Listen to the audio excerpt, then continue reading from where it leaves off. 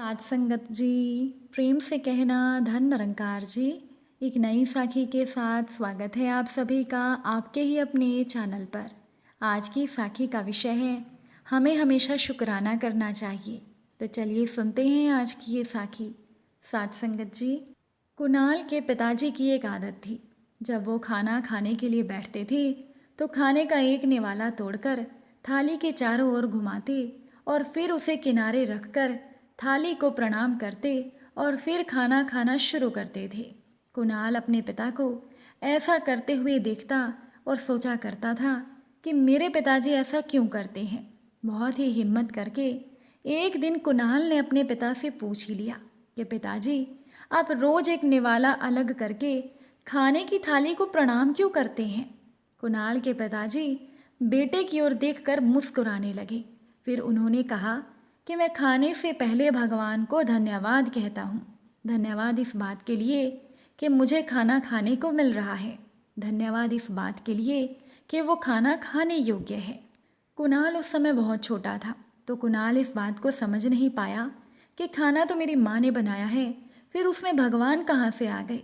शायद कुणाल के पिताजी ने कुणाल की आंखों में इस सवाल को पढ़ लिया था, तो उन्होंने बहुत ही धीरे से कुणाल को कहा, खाना बहुत अच्छा बना है, इसीलिए अभी तुम्हारी माँ यहाँ आएगी तो मैं उसे भी धन्यवाद कहूँगा। अब वैसे तो ये बात कुणाल को याद नहीं रहनी चाहिए थी, पर यह बात कुणाल को याद रह गई। कारण ये था, जिस दिन कुणाल की माँ की मृत्यु हुई थी उससे कुछ देर पहले कुणाल की माँ ने इशारे से कुणाल के पिताजी को अपने पास बुलाया था और कहा था कि मेरे मुंह में थोड़ा सा गंगा जल डाल दीजिए। कुणाल के पिता ने ऐसा ही किया। कुणाल के पिता ने जैसे ही अपनी पत्नी के मुंह में गंगा जल डाला तो कुणाल की मां मुस्कुराने लगी।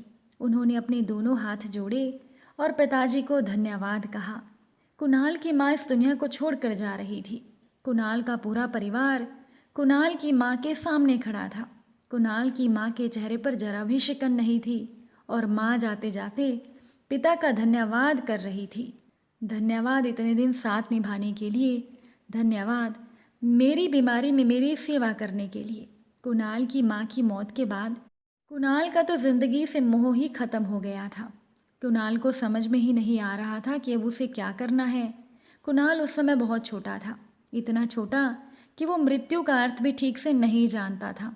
ऐसे में एक दिन कुणाल के पिताजी ने कुणाल को अपने पास बिठाया और उसे समझाने लगे कि बेटा, तुम्हें उदास नहीं होना चाहिए, तुम्हें ज़िंदगी को समझने की कोशिश करनी चाहिए। तुम्हें ये समझना चाहिए कि तुम्हारी माँ तुम्हारे साथ इतने सालों तक रही। फिर कुणाल के पिताजी बताने लगे कि उनके पिताजी की जब मृत्यु हुई थी तब उनकी उम्र 2 साल की थी। कई चीज़ें भगवान जब तय करते हैं तो भगवान की अपनी एक योजना होती है।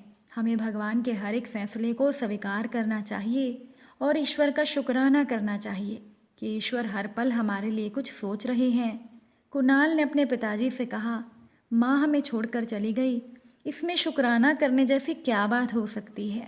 अब कुणाल को नहीं याद कि उसके पिताजी को कब उसकी लिखी हुई एक डायरी मिल गई जिसमें कुणाल ने खुद लिखा था, हे भगवान मेरी माँ को मौत दे दो।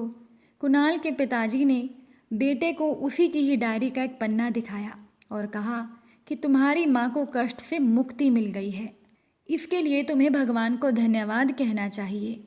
इस संसार में बहुत से लोग बीमारी में बहुत ही कष्ट और दर्द सहती हैं, वो भगवान से मौत मांगते हैं। ऐसे में अगर तुम्हारी माँ चली गई, इसका अफसोस चाहे जितना भी हो, पर तुम्हें ईश्वर के प्रति आभार जताना चाहिए।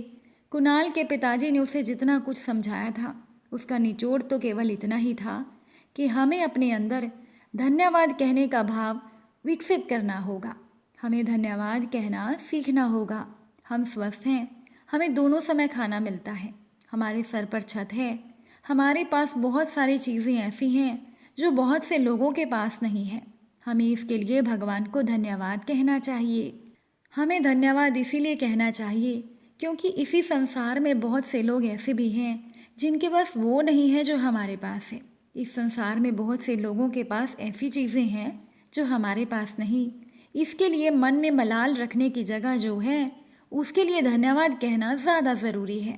कुणाल ने अपने पिता को कभी उदास नहीं देखा, तो एक दिन कुणाल ने अपने पिताजी से पूछ ही लिया कि पिताजी क्या आप कभी दुखी नहीं होते? तो कुणाल के पिताजी ने कुणाल को समझाया कि अगर हमारी ज़िंदगी में घटने वाली हमें हर एक घटना को ईश्वरीय विधान मान लें तो हमारे लिए ज़िंदगी जीनी बहुत ही आसान हो जाती है। पिताजी ने कुणाल को समझाया कि बहुत छोटी छोटी बातों में भी तुम अच्छाई ढूंढ सकते हो। एक बार अगर अच्छाई ढूंढने की आदत पड़ जाती है तो ज़िंदगी बहुत ही आसान हो जाती है। इसीलिए हमें हमेशा शुक्राना करना चाहिए। साथ संगत जी, इसीलिए हर हाल में हर पल ईश्वर का शुक्राना करें। एक राजा का एक विशाल फलों का बगीचा था जिसमें तरह तरह के फल होते थे और उस बगीचे की देखरेख एक किसान अपने परिवार के साथ करता था। वो किसान हर दिन बगीचे के ताजे फल लेकर राजा के महल में जाता था। अब एक दिन किसान ने पेड़ों पर देखा नारियल, अमरूद, बेर और अंगूर पककर तैयार हो रहे हैं। तो किसान सोचने लगा, आज मैं राजा के सामने कौन सा फल लेकर जाऊं? फिर किसान को लगा अंगूर लेकर जाने चाहिए क्योंकि वो बिल्कुल तैयार हैं। इसीलिए किसान ने अंगूरों की टोकरी भर ली और राजा के सामने चल पड़ा। किसान राजमहल में पहुंचा। राजा किसी दूसरे ख्याल में डूबा था और राजा नाराज भी लग रहा था। किसान रोज की तरह मीठे रसीले अंगूरों की टोकरी राजा के सामने रख कर आ गया और थोड़ी दूरी पर बैठ गया। अब राजा अपने ही ख्यालों में टोकरी में से अंगूर उठाते, एक खाते और एक खींच कर किसान के माथे पर मार देते। राजा का अंगूर जब भी किसान के माथे या शरीर पर लगता तो किसान के मुंह से निकलता, ईश्वर तू बड़ा दयालु है, तेरा बहुत बहुत शुक्रिया। राजा फिर से जोर से अंगूर फेंकता था, किसान फिर वही कहता था, ईश्वर तेरा शुक्राना। थोड़ी देर के बाद राजा को एहसास हुआ कि वो क्या कर रहा है। राजा ने किसान को कहा, मैं तुझे बार बार अंगूर मार रहा हूँ और ये अंगूर तुम्हें लग भी रहे हैं, फिर भी तुम बार बार ये क्यों कह रहे हो कि हे ईश्वर तू बड़ा दयालु है, तेरा बहुत बहुत शुक्रिया। किसान ने नम्रता से कहा, महाराज बगीचे में आज नारियल, बेर और अमरूद भी तैयार थे, पर मुझे लगा क्यों ना आज मैं आपके लिए अंगूर लेकर जाऊं। मैं अमरूद, नारियल और बेर भी ला सकता था, पर मैं अंगूर लेकर आया। अगर अंगूर की जगह मैं नारियल लेकर आता तो जाने मेरा क्या हाल होता। इसलिए तो मैं कह रहा हूँ, ईश्वर तेरा शुक्राना।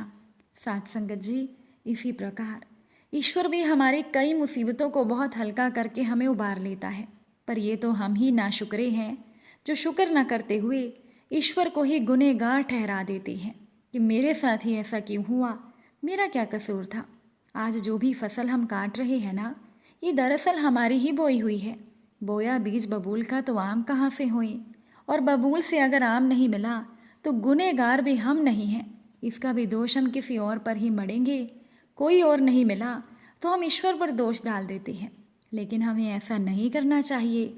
हमें तो हर हाल में ईश्वर का शुक्राना करना चाहिए। एक बार की बात है कि एक संत प्रवचन दे रहे थे और भक्तों को समझा रहे थे कि हमेशा ईश्वर को याद करते रहो, हर हाल में ईश्वर का शुक्राना करो। अगर कामयाबी चाहते हो तो सुबह जल्दी उठो और मालिक को याद करते रहो, क्योंकि ईश्वर की कुदरत के हिसाब से पशु पक्षी भी सुबह उठ जाते हैं और अपने दाना पानी के लिए निकल जाते हैं और मालिक उनके हिस्से का खाना दे देता है। संत आगे कुछ बोलने ही वाले थे कि अचानक से उन्होंने कहा, सब उठो और मेरे साथ चलो, मनु मुसीबत में है, चलो उसकी मदद करनी है। मनु संत जी का वो शिष्य था जिसे वो बहुत प्यार करते थे और उसका अपने पड़ोसी से झगड़ा हो गया था। इसीलिए संत महफिल से उठकर उसकी मदद करने जा रहे थे। संत तेजी से चलने लगे और थोड़ी दूर तक जाने के बाद वो वापस लौट आए और फिर बैठ गए।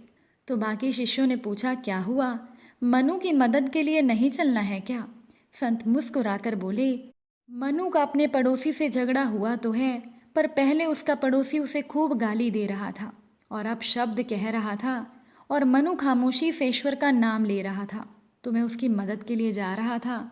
लेकिन अब जब वो भी उससे लड़ने में लग गया तो मेरी ज़रूरत अब नहीं है, क्योंकि उसने जब तक मालिक पर फैसले छोड़ दिए थे तो उसकी तरफ से मैं मदद करने जा रहा था। अब वो खुद ही फैसला करने में लग गया तो अब ना मालिक की ज़रूरत है ना ही मेरी। साथ संगत जी, देखा, अगर हम फैसले ईश्वर पर छोड़ देते हैं तो मालिक या उनके आशिक यानी संत मदद कर देते हैं, और अगर हम खुद ही फैसला लेने लग जाते हैं तो फिर वो पीछे हट जाते हैं। तो हमेशा ईश्वर पर विश्वास रखो और बुरे समय में थोड़ा सब्र करो।